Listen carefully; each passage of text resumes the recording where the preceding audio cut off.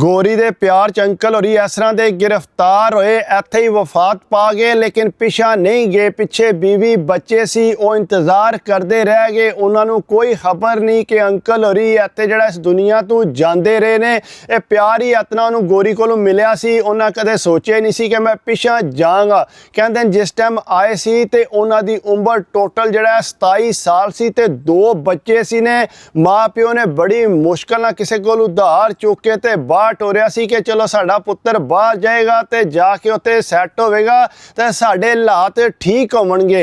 पुत्तर जिसले इत्थे पहुंच आया आके इत्थे मुड़िया ना रहा ते मेहनत शेहनत करदा रहा ठीक ठाक, लेकिन उस तो बाद जिसले एक गोरी लभी है ते ओहदे नाल प्यार हो गया। ते पहलां ते मुड़िया नूं पता सी जिहड़े नाल रहिंदे सी कि गोरी दे नाल सैट होई है ते बाहर फिरदा टुरदा क्लबां शबां जांदा इंजॉयमेंट करदा है। लेकिन उस तो बाद जिहड़ा उहने काम कीता, गोरी नाल एक मकान लैके ते उत्थे रहन लग पिया। उत्थे अपनी लाइफ स्टाइल जिहड़ा वो रख लिया। पिछा जिहड़ा वो राबते विच थोड़े बहुत पैसे टोरदा रहिंदा सी, आखदा सी कि मैं कोई नहीं सैट हो जाऊंगा ते होर बेहतर हालात साडे हो जाणगे। अपनी अम्मा नाल जिहड़ा लाजमी गलबात करते रहंदे सी। लेकिन एक दिन दस्सियो ने कि इस तरह जिहड़ा तुहाडी अम्मा बहुत ज़्यादा बीमार है, उन्हां दी सेहत बड़ी खराब है। उन्हें आख्या ठीक है मैं पैसे भेजना, तुसीं इलाज कराओ। पैसे भेजे ते इलाज करांदे रहे, लेकिन अम्मा नूं बीमारी डाढी सी। वो जिहड़ा फोत हो गए, उन्हें इतला दी कि इस तरह फोत हो गए ने, तुसां आवना। उन्हें आख्या नहीं मैं नहीं आ सकदा, मेरे इलाज जिहड़ा बड़े टैट ने इत्थे, मेरे को ये डॉक्यूमेंट पूरे नहीं है। तुसीं इंज करो कि उन्होंने दफना दिओ। वो जनाब फिर कौन आए। उस तो बाद जिहड़ा वालिद साहब भी जिहड़ा वो भी बीमार रहना शुरू हो गए। उन्हें दस्सिया कि इस तरह वालिद साहब भी बड़े बीमार रहिंदे ने। वो फिर भी पैसे नाल टोरदे रहे कि चलो मैं जिहड़ा खर्चा मर्चा टोरदा रवां। फिर वालिद साहब भी फोत हो गए। फिर भी जिहड़ा पिछा कोना आए और छड़ के गोरी नूं भी कोना दस्सिया। जिहड़े अगे पिछे यार दोस्त सी उन्होंने भी कोना दस्सिया कि कोई मेरे को फातिहा आखन नहीं आ जे।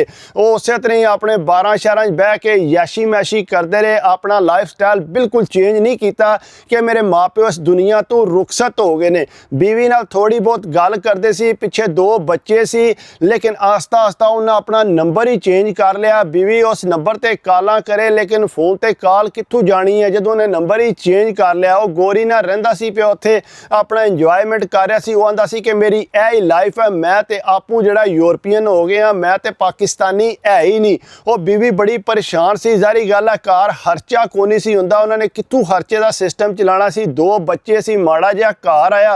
वो जनाब जिसले राबता करते सी, राबता कोई नहीं सी हुंदा। करदियां कराया साल 2 गुजर गया। बीवी बड़ी परेशान सी।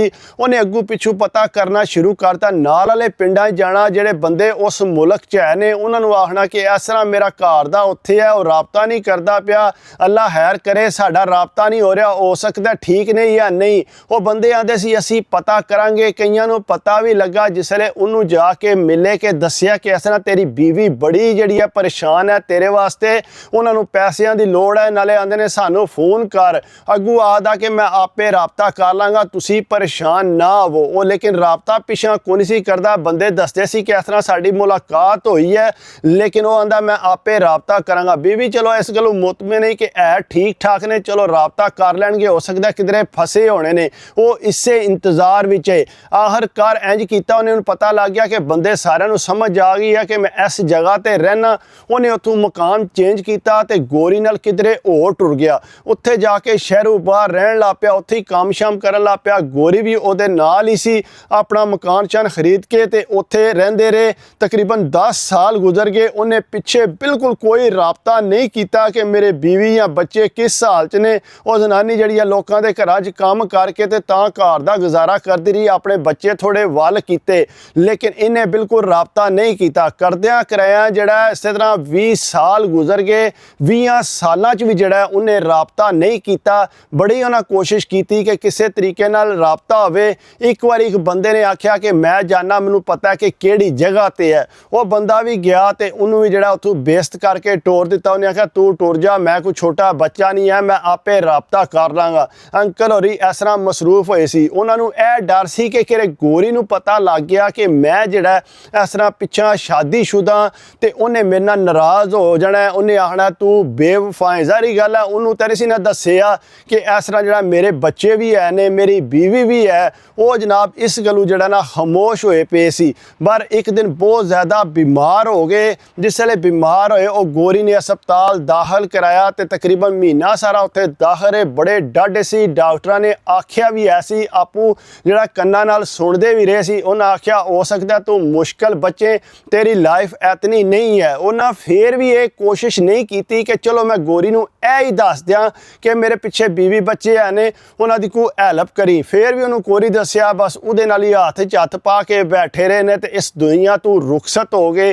और गोरी बड़ी रोई कि मेरा जिहड़ा हम सफ़र है वो टुर गया। बड़ी अच्छी जिंदगी गुजरी है, 20 साल उहदे नाल गुजारे सी, लेकिन उन्होंने तो नहीं सी ना पता कि पिछे भी इहदे 2 बच्चे ने ते बीवी है, वो जवान हो गए ने, वो इंतज़ार पे करते ने। उन्हें जनाब इस तरह किया, गोरी ने जिहड़ा इनू जिहड़ा उस तरह जिस तरीका हुंदा साडा उस तरह दफना दिता, इहदी कबर बना दी, उत्ते तख्ती ला दी। तख्ती ला गई, उस तो बाद सारी गल अपनी लाइफ च मसरूफ हो गई। और बीवी पिछू जिहड़ा पुछदी रही, लेकिन कोई नहीं सी पता लगता। मुड़ा जवान होया सी, उन्हें फिर कोशिश की अगू पिछू जाके लोगों नूं आख्या कि मेरे अब्बू इस तरह बाहर होंदे ने, तुसीं उन्हां दा मैनूं पता करके दसो। बंदे आंदे सी कि ठीक है चलो असीं पता करांगे, अगर किहनूं पता लगा। पता बंदे ज़्यादा टेंशन नहीं लैंदे इन्हां गल्लां दी। वो फिर एक बंदा चंगा सी, उन्हें आख्या बिल्कुल मैं जिहड़ा ना पता करके दसांगा। वो महीना डेढ़ उन्हें लारे लाई रखिया। उन्हें आख्या जी ठीक है, मैनूं कोई खबर लभी तो मैं तुहानूं दसांगा, लेकिन मैं पुछना पिया बहुत ज़्यादा बंदियां कोलों। एक ना एक दिन जिहड़ा ना अगर इस मुल्क च होया ना तो वो गल तुहानूं मिल जाएगी। लेकिन एक दिन इस तरह होया, वो अपने किसी बंदे तलक वाले नाल कब्रस्तान गया। जिसले उत्थे गया तो वो दुआ मंगण लगे सी, नाल ही उन्हें देखिया तो उहदी कबर सी, उहदे उत्ते उहदा नाम लिखिया सी, उहदे वालिद दा नाम लिखिया सी। उन्हें जनाब उस टाइम फोटो छिकी, उन्होंने पता लग गया कि यह वो ही बंदा लगता पिया। उन्हें उस टाइम उन्होंने घर उहदे मुड़े नूं फोटो टोरी।